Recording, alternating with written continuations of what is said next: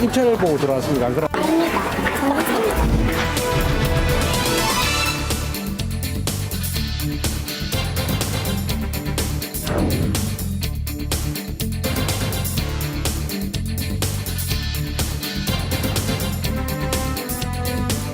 최근 일본군 위안부 피해자들의 이야기를 다룬 영화 귀향이 크게 주목을 받고 있습니다.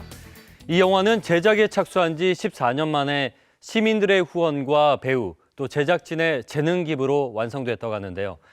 개인의 아픔이 아닌 시대와 민족의 아픔을 공감한다는 점에서 이인건 PD, 이 귀향의 돌풍 상당히 의미가 있죠. 네, 저도 이 영화를 봤는데요. 위안부 할머니들의 아픈 역사를 고스란히 느낄 수 있어서 보는 내내 가슴이 아팠습니다. 네. 부산에서도 단체 관람이 이어지면서 위안부 문제에 대한 사회적 관심이 그 어느 때보다 커지고 있습니다.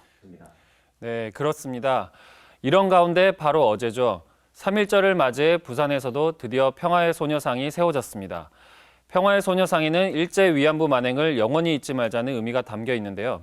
지난해부터 전국적으로 평화의 소녀상이 세워졌지만 유독 부산에서만 소녀상 건립이 난항을 겪어왔습니다. 어렵게 세워진 부산의 소녀상은 과연 어떤 모습일까요? 제가 직접 평화의 소녀상 제막식 현장을 다녀왔습니다. 부산 어린이대공원 학생교육문화회관 광장. 휴일을 맞아 많은 사람들이 이곳에 모여 분주하게 뭔가를 준비하고 있는데요. 바로 오랜 난항 끝에 세워지는 평화의 소녀상 제막식 기념 행사에 참여하기 위해서입니다. 부산에 이제 세워진다는 것 자체가 굉장히 뜻깊은 것 같고요. 위안부 겪으셨던 분들한테 조금이나마 위로가 됐으면 참 좋겠다는 그런 생각을 하고. 천막에 가려진 소녀상 앞으로 3-4-5 모인 시민들. 조금 있으면 소녀상을 볼 수 있다는 기대감으로 가득 차 있습니다. 평화의 소녀상이 드디어 베일을 벗는데요. 이렇게 많은 분들이 오셔서 평화의 소녀상 제막식에 참석을 하고 있습니다. 네, 같이 보시죠.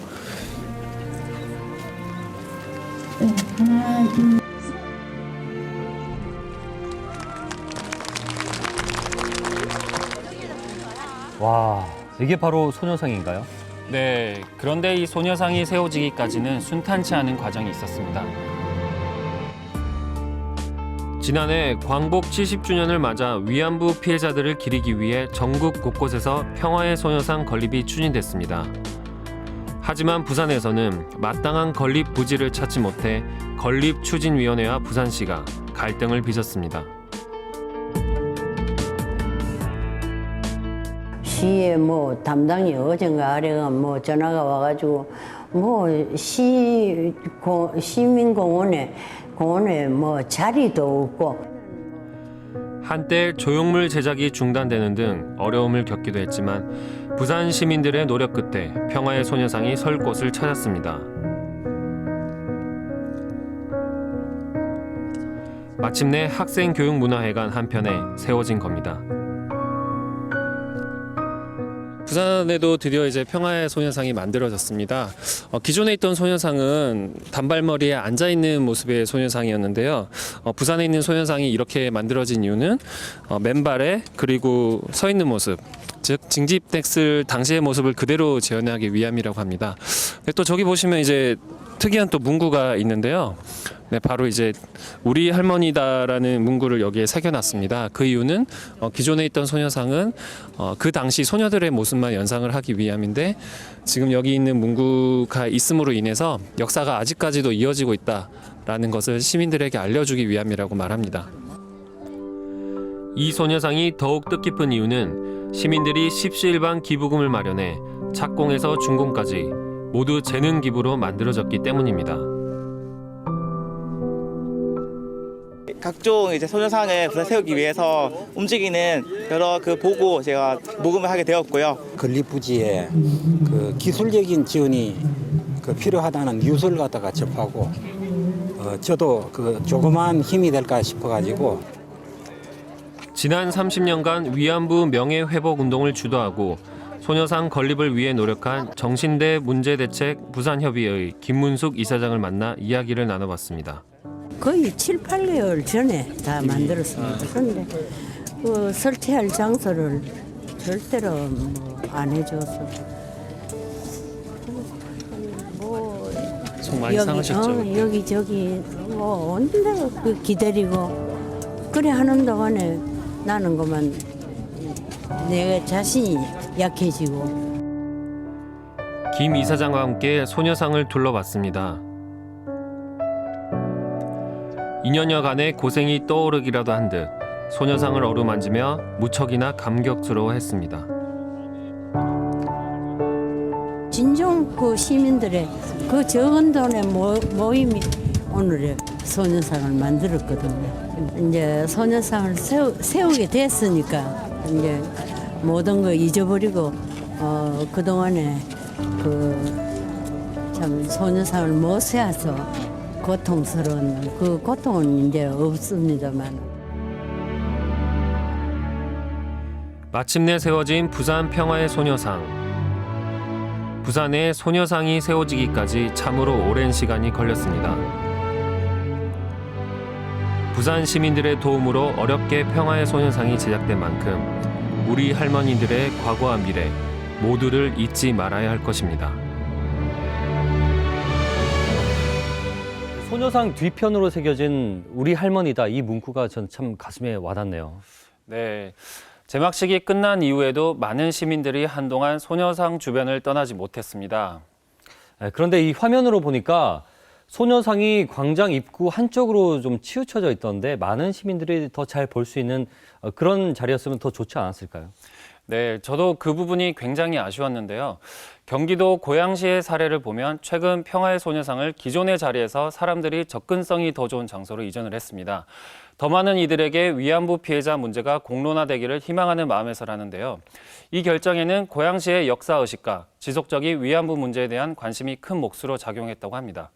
그렇군요. 부산시도 부지 선정에서 몇 차례 어려움을 겪었잖아요. 이 고양시를 비롯해서 타 시도의 사례들을 부산시가 잘 참고했으면 좋겠습니다. 네, 소녀상이 세워졌다고 해서 모든 게 해결된 게 아닙니다. 지금보다 더 많은 사람들이 소녀상 앞에서 위안부 문제의 진정한 의미를 되새길 수 있도록 부산시의 협조와 노력이 필요해 보입니다.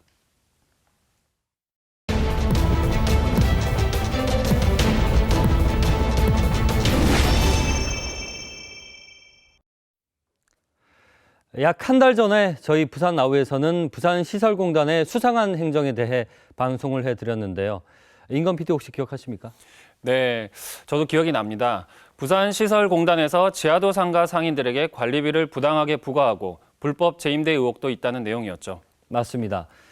그런데 방송이 나가고 며칠 뒤에 부산시설공단에서 항의를 해왔습니다.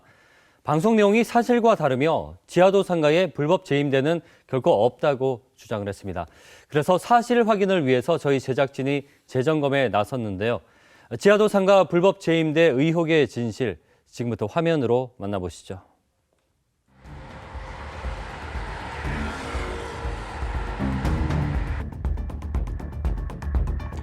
지난 2월 5일 부산시설공단에서 나왔다는 사람들이 KBS 부산방송총국을 방문했습니다.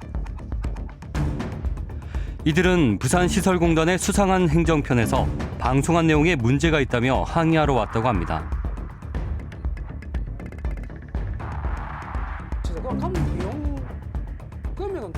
지난 1월 27일 부산나우에서는 부산시설공단이 운영하고 있는 5개 지하도 상가의 문제점을 지적했습니다.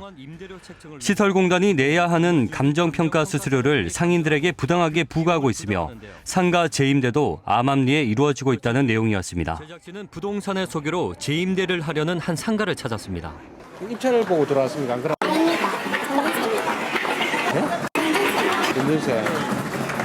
지하도 상가 재임대가 불법인 상황에서 부산시설공단의 관리 감독이 아쉽다는 방송이었는데요.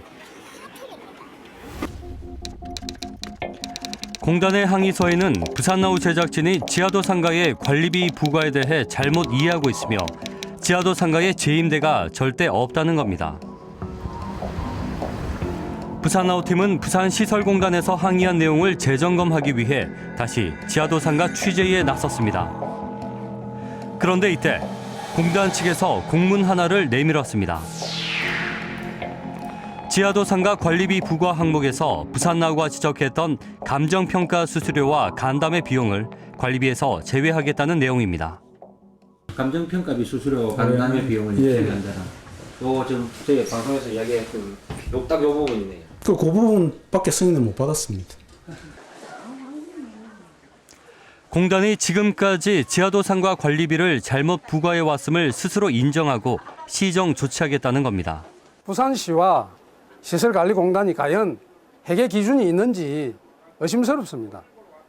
방송에 나간 항목만 제외하고 나머지 자기들 제외해 준다는 안에 대해서는 계속 검토 중에 있으면서 우리 상인들한테 관리비 부과하고 있습니다. 도대체 부산시와 공단은 관리비 부과에 대해 명확하게 해줬으면 좋겠습니다. 부산시 지하도상과 관리 규정에는 임대받은 점포를 어떠한 경우에도 재임대하지 못한다는 조항이 있습니다. 그런데 어떻게 된 영문인지 한 사람이 운영하는 2개의 점포에서 물건을 구매하고 받은 영수증에 사업자 이름이 다른 사람의 명의로 나왔습니다.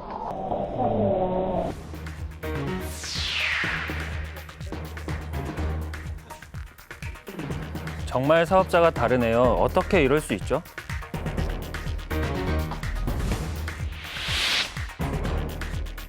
상인이 사업자 등록증을 발급받으려면 임대차 계약서를 포함한 서류들을 관할 세무서에 반드시 제출해야 합니다.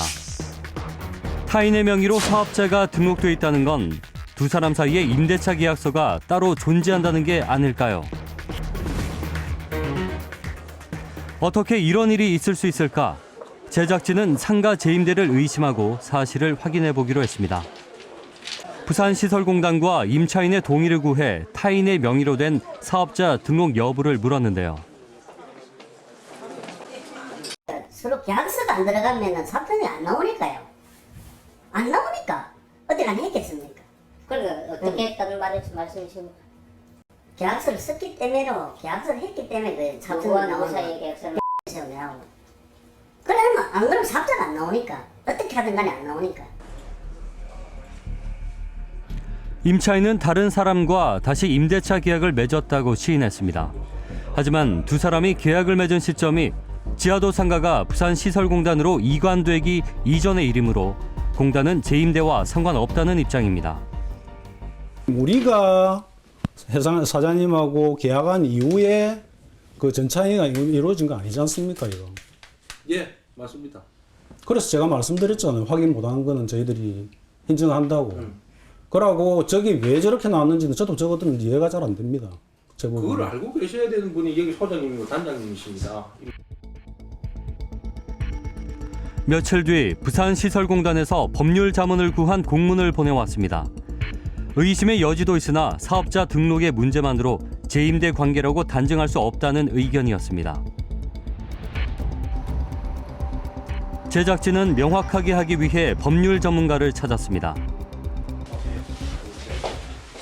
부산공기업특별위원회 자문위원을 맡았고 부산지방변호사회 부회장으로 부동산 관련법 분야의 최고 전문가입니다. 전대라고 하면은 임대인과 계약을 체결하지 않고 임차인과 계약을 체결한 사람이 그 점포를 운영하는 형태를 말합니다. 지금 지하도 상가의 관리 주체인 시설관리공단과 계약을 체결하지 않은 사람이 실제로 점포를 운영하고 있다면은 그 사람은 임차인과 계약을 체결한 사람으로밖에 볼 수가 없습니다. 그렇다면 그 개념은 명확하게 전차입니다. 계약 시기와 상관없이 관리 규정에 상가 재임대가 불법으로 명시가 돼 있기 때문에 부산시설공단은 이를 관리 감독해야 할 책임이 있다고 합니다. 이런 것들을 임차인에게 전가시킨다면 전차란 것은 승인의 문제가 아니라 법에서 금지되어 있다고 한다면은 그 시설관리공단이 그 전체 업무를 인계받는다는 것은 포괄적으로 양수받는 형태가 됩니다. 그렇다면 그 이전에 있었던 행위에 대한 제재도 당연히 시설관리공단에서 해야 되는 업무이기 때문에 자기들이 인수인계 받기 이전의 업무라서 모르겠다는 것은 책임 전가 혹은 회피로밖에 볼 수가 없다고 생각합니다. 제작진이 만난 또 다른 상인은 지하도 상간의 불법 재임대의 원인 중에 하나가 한 사람이 여러 개의 점포를 가지는 다점포 때문이라고 합니다. 전체에 대한 비율은 실제적으로 이게 뭐 시에서는 없다고 그러지만 따져보면은 굉장히 많습니다. 최소한 한 40~50%는 된다고 생각하고 있습니다. 누구나 이 장사하다가 사람들이 지금 전체를 지금 만만비가 아니고 거의 뭐 횡령하고 있다는 수준으로밖에 볼 수 없습니다. 이거 여기에 대해서는 뭐 이겨내지 없을 겁니다. 아마도. 지하도 상가에 2개 이상의 점포를 가진 상인의 점포 수는 모두 544개, 절반 이상이 넘습니다. 점포 수별로는 점포 2개를 가진 상인이 175명으로 제일 많았으며 심지어 점포 10개를 가진 다점포 상인도 있습니다. 지하도 상가 점포 5개를 갖고 있는 상인을 만나봤습니다. 그거는 그 뱅뱅 쪽에 이게 지금 19,000원이란 말입니다. 이 상인은 처음에 점포 3개를 임대받았고 재입차를 통해 2개를 더 얻었다고 합니다. 공개경제 입찰을 통해 합법적으로 점포를 얻었는데요. 최고가로 낙찰되면 점포 수와 상관없이 임대할 수 있다고 합니다. 그렇죠. 옛날부터 다점포에 대한 뭐 제재라든지 이런 건 없었습니까? 그런 건 없습니다. 전부 경쟁 입찰이잖아요. 공개 경쟁 입찰. 정상적인 경쟁 입찰인데 무슨 문제가 될 게 있습니까? 한 사람이 여러 개의 점포를 보유하면 점포가 특정인에게 편중되기도 하고 임차인이 제3자에게 점포를 재임대해서 이익을 챙기는 일이 발생할 수 있습니다. 다점포를 허용한 부산시설공단의 운영 방식이 아쉽습니다.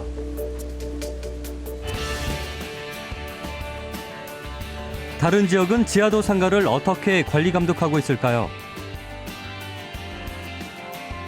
서울 역삼동.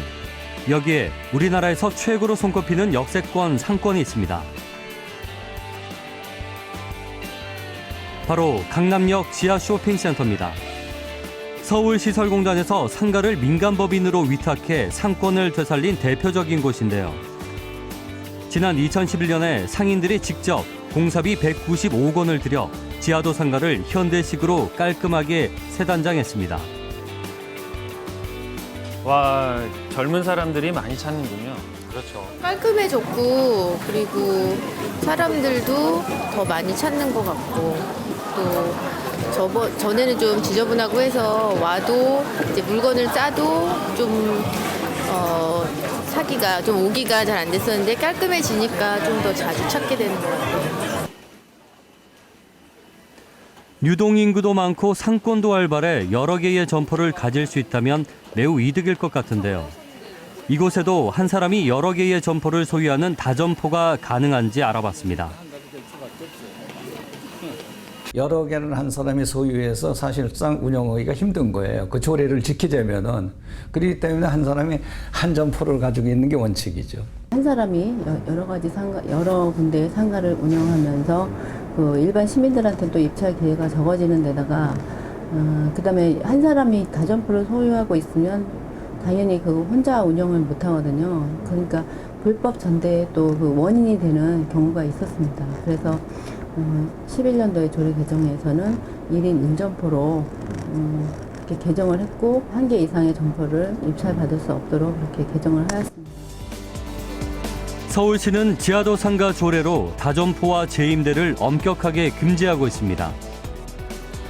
이와 동시에 공공성이 강한 공공보도는 시설공단이, 상가는 민간법인이 운영하는 묘안을 찾았는데요.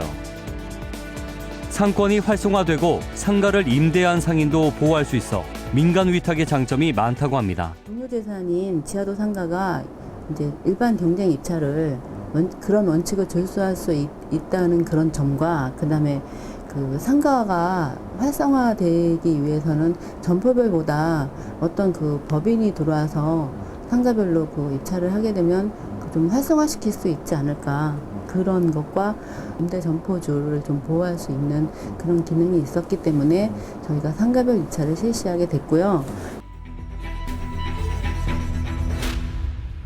서울 지하도 상가에서는 한 사람이 여러 개 점포를 가질 수 없도록 아예 조례로 지정해 놨군요. 다점포가 재임대의 원인이 될 수 있으니까 좋은 방법인 것 같은데요. 네, 재임대에 대한 규정도 엄격합니다. 상인이 재임대를 한 사실이 적발되는 순간 계약은 해지가 되고요.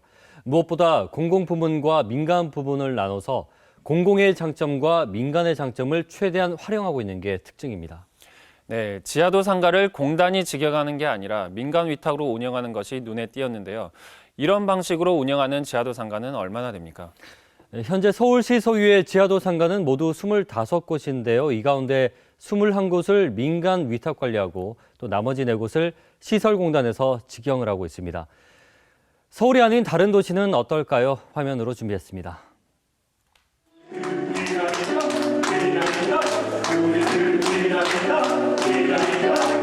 남성 중창단의 하모니가 우렁차게 울려 퍼지는 이곳. 대전의 한 지하도 상가에서 운영하는 상설 공연장입니다. 매주 금요일과 토요일마다 알찬 공연을 선보이는 이곳은 대전 시민의 휴식 공간으로 각광받고 있습니다.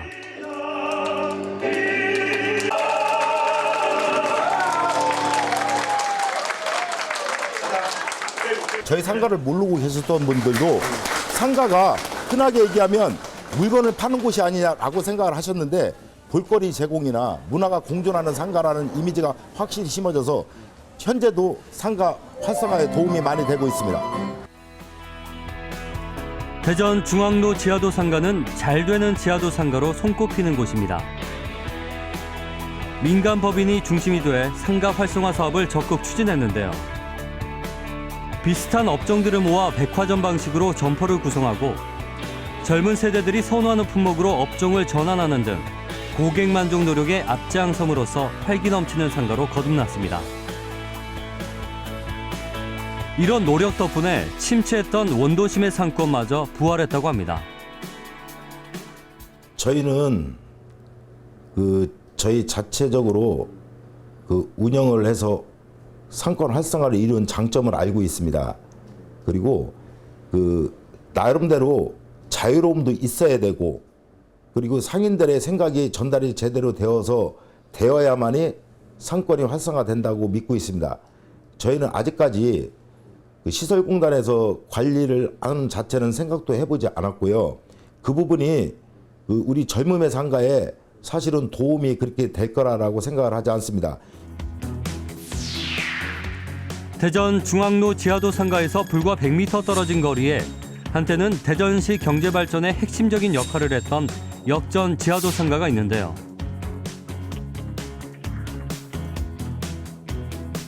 이곳의 분위기는 사뭇 다릅니다. 같은 상권인데도 사람들이 많지 않네요. 그렇습니다.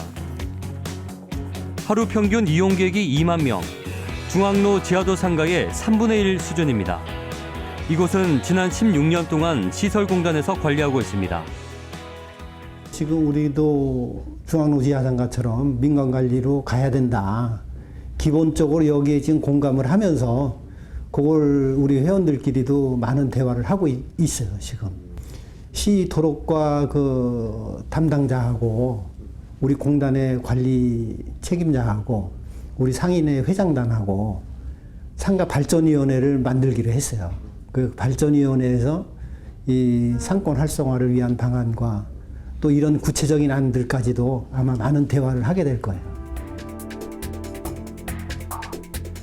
대전시는 공유재산 및 물품관리법 제21조에 의거해 중앙로 지하도 상가의 사용 수익 기간을 연장했으며 유상 사용 또한 가능하다는 법적 근거에 따라 사용료를 받고 민간법인의 운영권을 맡겼다고 합니다. 시설관리공단 쪽에 이제 위탁했을 때 위탁 비용이 얼마나 드는지 그런 거에 대한 사전 조사를 했는데요. 시설관리공단은 위탁을 줬을 시에는 이제 저희 임대 수익료에 저희가 관리비를 또 그 위탁비를 또 줘야 되기 때문에요. 위탁비 부분이 삭감되는 부분이 있어서 14억 원 정도가 이제 저희한테는 이제 재정적으로 손해 나는 그렇게 이제 분석이 돼서 저희가 민간 위탁을 하게 됐습니다. 상인들의 자율성을 보장하고 운영의 투명성을 지키기 위해 시에서 직접 감독하고 있는 대전 중앙로 지하도 상가. 지난 2008년 전국 최우수 시장으로 선정되기도 했습니다. 저희한테 준 거기 2008년도에 전국 우수시장 박람회에서 저희가 상정가로서는 최초로 대통령상 표창을 받은 겁니다. 대전시는 중앙로 지하도 상가에서 매년 35억 원의 임대 수익을 얻고 있는데요. 부산시는 어떨까요? 지난 15년간 5개 지하도 상가의 수지 현황입니다. 수입은 약 460억, 지출은 약 529억 원으로 누적 적자만 자그마치 68억 원입니다. 시설공단이 지금 관리하고 있는 지하도 상가는 상업시설인 거죠. 그러니까 시민들한테 제공하는 서비스가 아닌 거죠. 그러니까 이쪽에서 저쪽으로 건너가기 위한 지하차도가 아니고 그 건너갈 때 민간인들이, 일반인들이 이제 수익을 올릴 수 있는 점포들이 들어가 있는 곳 아닙니까? 그런 부분에서 적자가 생긴다면 시설공단이 거기에 주체가 되어서 그 적자를 부산시의 세금, 그리고 나아가서 그 부산시 세금이란 건 시민의 세금인데 그걸로 메운다는 거는 시민으로서는 좀 이해가 안 되는 거죠. 전국 지하도 상가 운영 현황을 보면 서울과 인천, 대구 지역은 지하도 상가의 80% 이상을 민간법인에서 운영하고 있는데요. 유독 부산만 공단에서 직접 운영하는 비율이 민간 운영보다 높습니다.